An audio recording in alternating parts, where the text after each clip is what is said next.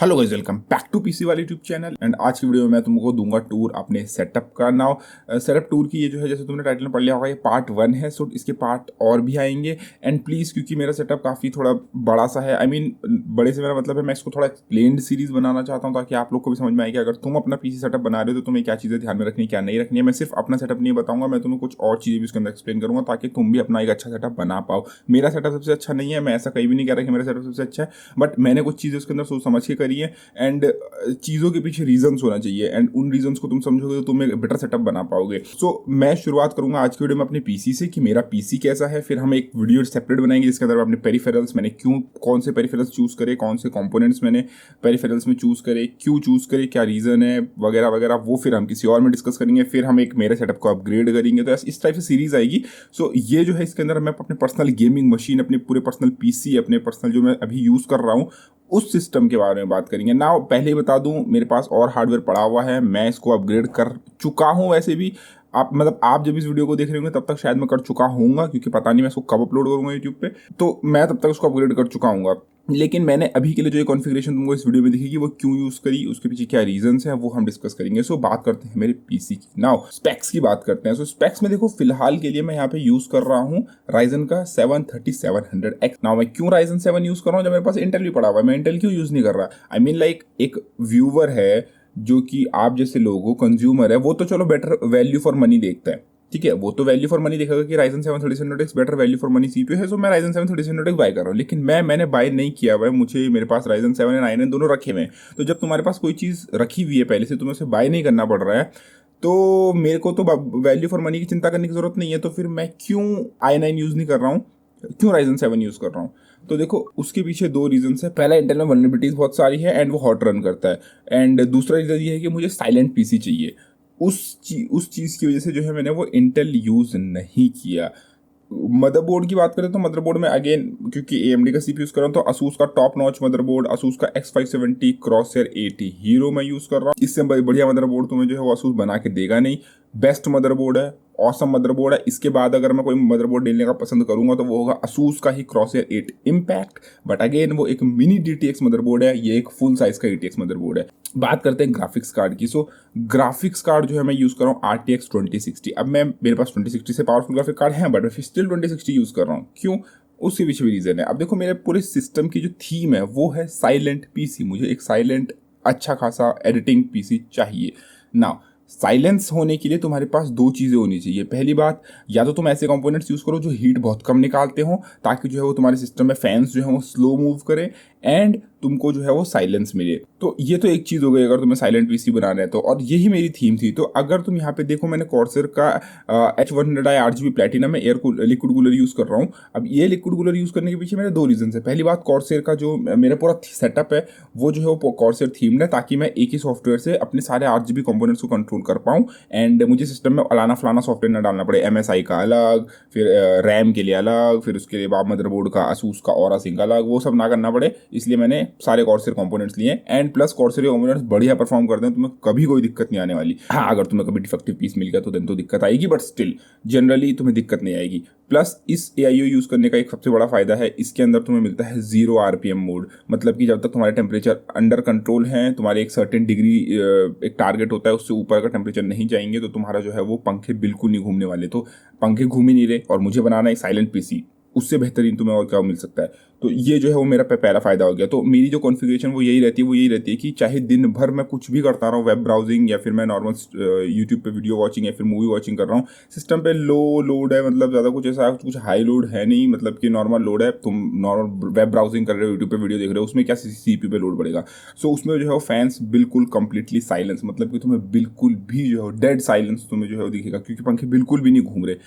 तो ये जो है वो फायदा मिलता है। नाउ जब तुम एडिटिंग करते हो या फिर जब मैं एडिटिंग करता हूँ वीडियोस वगैरह, तो अगेन टेम्परेचर बढ़ता है, CPU यूटिलाइजेशन बढ़ता है। तो अब क्योंकि CPU यूटिलाइजेशन बढ़ रहा है तो भैया ऑफकोर्स कॉमन सी बात है कि तुम्हारा जो है वो टेम्परेचर बढ़ेंगे ही, ऑब्वियस सी बात है। बट स्टिल, जैसे वो एक थ्रेशोल्ड को पार करते हैं वैसे ही पंखे घूमने शुरू हो जाते हैं, तो CPU अंडर कंट्रोल आ जाता है। सो एंड जैसे ही टेम्परेचर लो आते हैं फिर से 0 RPM मोड में पंखे स्टॉप हो जाते हैं। तो मुझे एक डेड साइलेंस PC मिल जाता है। एंड मैं गेमिंग वेमिंग करता नहीं हूँ, मैं इस ज़्यादा कुछ गेमिंग करता नहीं है, उसका भी मैं रीज़न दूंगा। तो इसलिए जो है वो मुझे ज़्यादा कुछ ग्राफिक कार्ड हाई एंड चाहिए नहीं था, मुझे ऐसा ग्राफिक कार्ड चाहिए था जो मेरे को कूड़ा एक्सेलरेशन प्रोवाइड कर दे अच्छा खासा एंड बेसिक फीचर्स मिल जाए मुझे। तो 2060 एक स्वीट स्पॉट ग्राफिक कार्ड है, मिड रेंज ग्राफिक कार्ड है, जिसमें मुझे कूड़ा एक्सेलरेशन तो मिलेगा ही मिलेगा, मुझे अच्छा खासा लेटेस्ट ट्यूरिंग एनकोडर मिल रहा है, प्लस पावरफुल ग्राफिक कार्ड है। कभी गेम खेलने का मन किया तो इनफ फ्रेम्स प्रोवाइड कर देगा मुझे। अभी के लिए कोई मैं फ्रेम रेट टारगेट नहीं कर रहा हूँ, मैं कोई रेजोल्यूशन टारगेट नहीं कर रहा हूँ कि हाँ मुझे 4K पे खेलना है या फिर मुझे 144 हर्ट्स पे खेलना है, ऐसा कुछ नहीं है।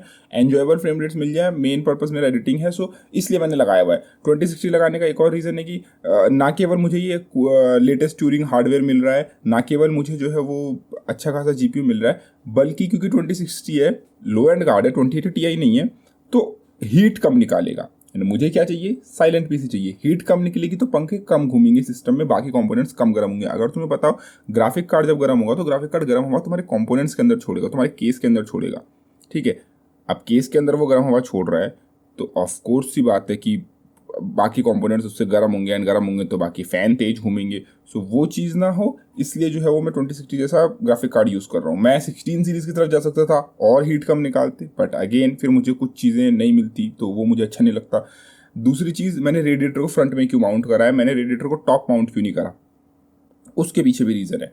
जैसे कि मैंने बोला, मेरा मेन पर्पस है CPU का, एडिटिंग का, ठीक है। मैं गेमिंग इतनी ज़्यादा नहीं करता हूँ, एन्जॉयबल फ्रेम रेट्स मिल जाए मोर देन इनफ है। मुझे अभी कोई रेजोल्यूशन टारगेट नहीं कर रहा हूँ, मैं कोई रिफ्रेश रेट टारगेट नहीं कर रहा हूँ।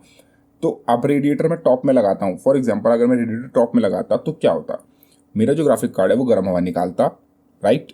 गर्म हवा निकाल के वो कहाँ जाती, ऊपर रेडिएटर में, तो यानी मेरा CPU गर्म रन करता, क्योंकि वो जो है वो गर्म हवा से ठंडा हो रहा है। अब मैंने फ्रंट पे माउंट करा है तो जो फ्रेश एयर है, इन्वायरमेंट की जो फ्रेश एयर है, रेडिएटर उससे ठंडा हो रहा है, राइट। रेडिएटर उससे ठंडा हो रहा है तो मेरा CPU ठंडा रन करेगा। मेरा जो ग्राफिक कार्ड गर्म हवा निकाल रहा है वो टॉप में मैंने टेक ड्रीम्स के पंखे लगाए हुए हैं 8 GB वाले ऊपर पे, तो वो उससे एग्जॉस्ट हो जाएगी। सो ये मेरा पर्सनल रीजन था कि मैंने रेडिएटर को फ्रंट माउंट कराया, क्योंकि मुझे CPU का टेम्परेचर लो चाहिए ताकि मैं 0 RPM मोड में चला पाऊँ। अब अगर मैंने टॉप में माउंट किया होता तो वो ग्राफिक कार्ड की गर्म हवा से ठंडा हो रहा होता रेडिएटर, और गर्म हवा से ठंडा हो रहा होता तो 0 RPM मोड पर तो मैं वैसे भी नहीं चला पाता, क्योंकि अगेन टेम्परेचर बढ़ रहे होते। तो ये रीजंस हैं। दूसरी चीज़, अगर तुम फ्रंट माउंटेड रेडिएटर कर रहे हो तो देन तुम ट्यूब्स को नीचे की तरफ को यूज़ करना। मतलब कि मेरी तो ट्यूब्स तुम्हें ऊपर को दिख रही होंगी कि ट्यूब जो है वो ऊपर में जा रही है, पर अगर तुम ये कॉन्फ़िगरेशन करते हो तो देन मैं तुम्हें रिकमेंड करूँगी तुम हो सके तो ट्यूब्स को नीचे की तरफ को नीचे की तरफ को रखना। अब उसके भी कुछ रीजंस है, ऐसा क्यों है वो मैं एक्सप्लेन नहीं करूँगा, बहुत लंबा जाएगा, बट अगेन तुम्हारे फायदे के लिए। मैं तो रेडिएटर चेंज कर लूँगा बाद में, लिक्विड कूलर चेंज कर लूँगा अगेन, क्योंकि मैं बता रहा हूँ ये वीडियो मैं पता नहीं कब रिकॉर्ड करूँगा और कब यूट्यूब पर डालूंगा, सो तब तक मेरा सेटअप चेंज हो चुका होगा, बट स्टिल। बाकी टॉप में जैसे मैंने बताया 2 पंखे मैं एग्जॉस्ट में यूज कर रहा हूँ। ये टेक ड्रीम्स के ऑक्टाकूल फैंस हैं, टेक ड्रीम्स के ऑक्टाकूल फैन है जो कंट्रोल के साथ आते हैं। इनको मैंने RGB सिंक किया हुआ है, मतलब RGB सिंक से मेरा मतलब है मैंने इसके अंदर वही थीम लगाई हुई है जो मेरे बाकी कंपोनेंट्स में लग रही है, ग्रीन एंड येलो वाली थीम। दूसरी चीज़ ग्रीन एंड लाइम येलो, ये पूरा येलो नहीं है, लाइम येलो है। और ये मैंने इसलिए किया क्योंकि एनवीडिया का जो GeForce RTX जो तुम्हें लिखा हुआ दिख रहा है ग्राफिक कार्ड के ऊपर, उसका कलर चेंज नहीं होता। ऑल्दो उसका कलर चेंज हो सकता है, वो RGB है, बट एनवीडिया को पता नहीं दिमाग के अंदर ऐसा क्या आया कि हमको सिर्फ ग्रीन कलर देना है। मे भी तुम्हें 30 सीरीज में वो जो GeForce RTX लिखा हुआ है वो RGB में दिखेगा, बट स्टिल अभी के लिए तो वो जो है वो सिर्फ ग्रीन जलता है। एंड अगर मैं अपने सेटअप के अंदर बाकी चीज़ों को RGB करता और लाल पीला हरा नीला एंड वो ग्रीन अलग सा दिखता वहाँ पे, तो वो अच्छा नहीं लगता। तो मैंने उसी के आसपास जो है वो थीम बना दी, और मैंने ग्रीन एंड लाइम येलो होता है ना, जो थोड़ा सा ग्रीन येलो होता है लेकिन उसके अंदर थोड़ी सी ग्रीन टिंट होती है, वो जो है उसका एक थीम यूज़ करता हूँ मैं, जो कि मैंने, अगर तुम कॉर्सरी कंपोनेंट्स यूज़ करते हो तो तुम्हें वेबसाइट पता होगी, एलेक्स क्रोस्तोव करके वेबसाइट है, जहाँ पे तुम्हें बहुत सारे RGB themes free of cost मिल जाएंगे, तुम अपने खुद के थीम्स बनवा सकते हो। तो वो सारी चीज़ें वहाँ से मैंने उसको डाउनलोड मारा था, बहुत प्यारी थीम है, वो मैं इसके अंदर यूज़ करता हूँ। रैम अगेन मैं दो स्टिक्स यूज़ करता हूँ, ओवरक्लॉक्ड हैं, ये है 3733 मेगाहर्ट्ज़ पे ओवरक्लॉक्ड है, कॉर्सेर की ही है CL15 I guess, CL15 3000 megahertz CL15 की ये स्टिक्स हैं, लेकिन मैं इनको 3733 पे यूज़ करता हूँ ओवरक्लॉक करके। डिस्क्रिप्शन में तुम्हें मिल जाएगा सारी डिटेल्स क्या मैं कॉन्फ़िगरेशन यूज़ कर रहा था, क्योंकि मैंने डिस्क्रिप्शन अपडेट नहीं करा। तो ये मेरी रैम स्टिक्स की चॉइस है। स्टोरेज की बात करते हैं तो स्टोरेज में तो देखो मैं यूज़ कर रहा हूँ 3 हार्ड ड्राइव है मेरे पास इसके अंदर, एक 4 टेराबाइट की है, 2 टेराबाइट की हार्ड ड्राइव्स हैं, और एक SSD है 500 GB की, नॉर्मल WD की SSD है, SATA, कोई NVMe इसके अंदर मैं यूज़ नहीं कर रहा हूँ। दूसरी चीज़, मेरे पास इस कैबिनेट के अंदर सिर्फ 3 हार्ड ड्राइव केजेस हैं, तो मैं 3 से ज़्यादा हार्ड ड्राइव लगा नहीं सकता। मेरे पास 2-3 हार्ड ड्राइव एक्स्ट्रा और पड़ी हुई है जिनको मैं ऐड करना चाहता हूँ। सो मैं इसके अंदर बाद में केस भी अपग्रेड करूँगा जिसके अंदर मैं मल्टीपल हार्ड ड्राइव लगा पाऊंगा, क्योंकि मेरे पास कुछ हार्ड ड्राइव अलग से सेपरेटली पड़ी हुई है जिनको मैं ऐड करना चाहता हूँ बट मैं कर नहीं सकता, स्टोरेज इशूज ना। पावर सप्लाई मैं ऐसी VS650 अभी के लिए यूज़ कर रहा हूँ। हाँ, मेरे पास और गोल्ड प्लेटिनम वगैरह पावर सप्लाई पड़ी हुई है बट मैं उसको इसलिए यूज़ कर रहा हूँ क्योंकि जब मेरे पास ये केस, इस केस के अंदर जब मैंने फर्स्ट बिल्ड किया था, मतलब सबसे पहली बार बिल्ड किया था, तो उसके अंदर VS650 मैंने लगा के रखी थी पहले से, ठीक है। एंड जब मैंने कंपोनेंट इसके अंदर अपग्रेड करे तो मैंने पावर सप्लाई नहीं निकाली, क्योंकि अगर मैं पावर सप्लाई निकालता तो मुझे फिर से केबल रीराउट करनी पड़ती है, इन केबल्स को फिर से निकाल के लगाना पड़ता।